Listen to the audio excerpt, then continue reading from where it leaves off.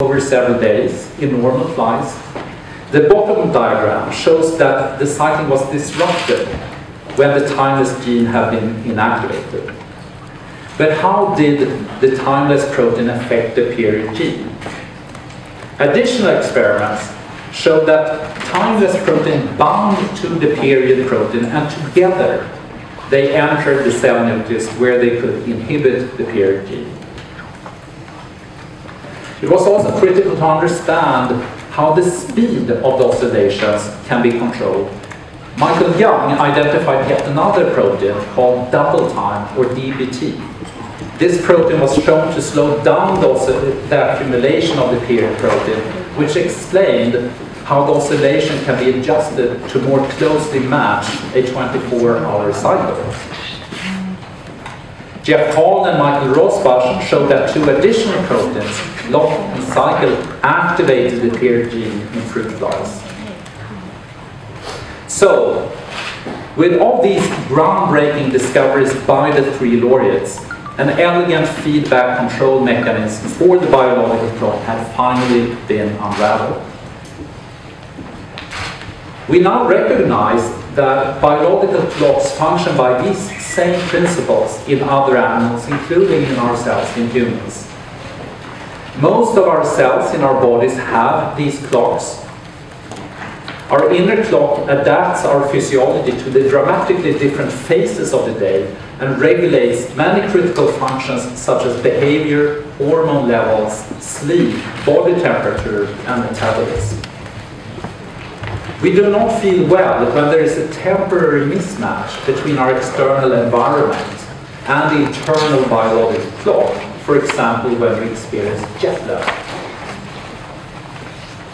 Studies have also indicated that chronic misalignment between our lifestyles and the clock is associated with increased risk for various diseases.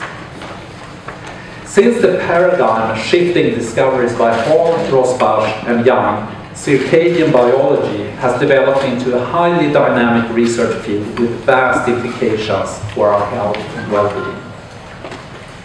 Here they are again, Jeffrey Hall, Michael Rosbach, and Michael Young. This is the end of the presentation, and I would now wish to present our expert panel, who would be happy to respond if there are questions. So, at the far end, we have Professor Julien Sirat, who is a member of the Nobel Committee. In center, we have Anna Wedell, who is the chair of the Nobel Committee. And on her side, we have Professor Carlos Ibanez, who is also a member of the Nobel Committee. So please, if there are any questions, please go ahead.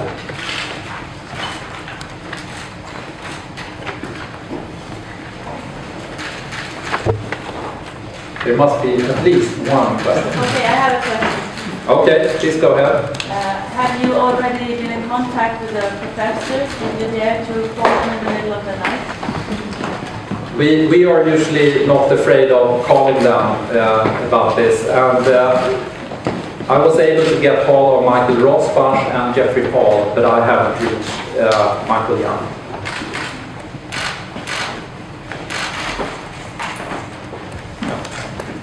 So they just got the news. How did they respond?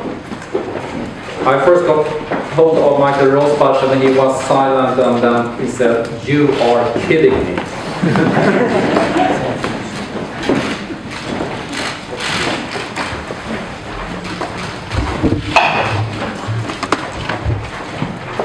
Is there any other question? Yeah, here. Yeah, please go ahead. About the dynamics of this system. So if one were to change the cycle to like 6 hours instead of 24 hours for humans, for somebody, or chicken, they are being kept in very short cycles. What happens with this system? Does it adapt very short? I think I'll ask Anna to respond to that question. Well, we know that there are, in rare cases, there are humans who have a little bit altered length of the period, not as you described, 6 hours, but a little bit shorter, and then get sleep problems. We don't know of any drastic disruptions in humans of the clock. There are, of course, animal experiments. And if you disrupt the clock in animals, you will get effect on metabolism and on various physiological parameters. But in humans, it's not really possible to do those kinds of experiments. But are there any treatments or possible treatments for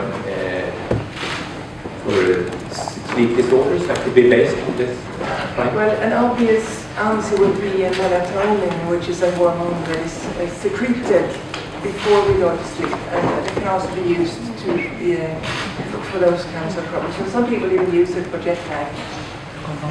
And also if you're blind, for instance, your rhythm will still be going, but it will be out of sync. You will misalign. It will be free running. It will not be entrained by light. And then you can use similar compounds to melatonin to try to adjust it. Jim? Here's one question. Please go ahead.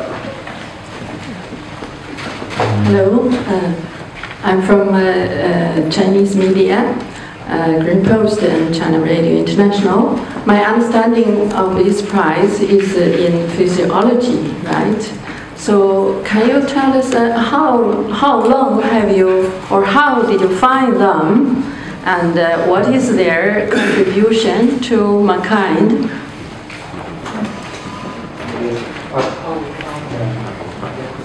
I'll ask Carlos Ibanez to respond to this. How we found them. Our mechanism is based on nominations from different parts of the academic community and institutions, universities, other scientists. And then these scientists have been nominated by these other members of the academic community and research community. And then that's how we found them. Our work is directed by the nominations that we get. We are aware of interesting fields, but we can only follow up nominations from the scientific community, and then we investigate whether the discoveries merit these prize, and that's how we found them. The contribution to humankind is the discovery of a fundamental mechanism underlying very important aspects of physiology, how our cells can keep time. Did I answer your question? Hey, here's one question. I've got one question.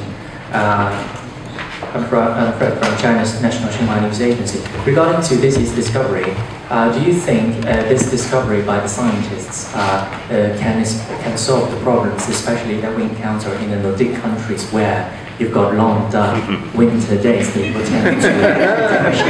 And is this discovery actually shedding lights to solving the problem to boost, this energy? Could Julene ask? So I guess the question was how this discovery might solve the problem of how people cope with extreme changes in darkness or sunlight.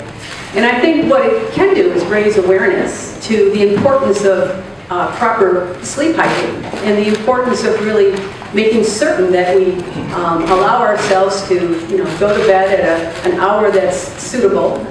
I guess for many of us it's around between 10 o'clock or so, even if the sun is shining on Midsummer Day. And it probably helps us to be aware of the fact that we need to be in a dark environment to get the best sleep. And that we shouldn't be afraid of using our alarm clock, even when it's the darkest times of the year. So I think what it can do is help raise awareness. Okay, is there anything else?